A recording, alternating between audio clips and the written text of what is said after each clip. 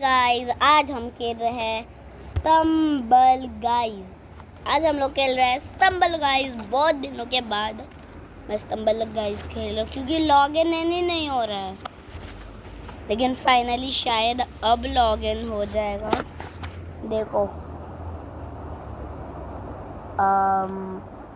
ये बहुत टाइम लेता है, आता ही नहीं है यार।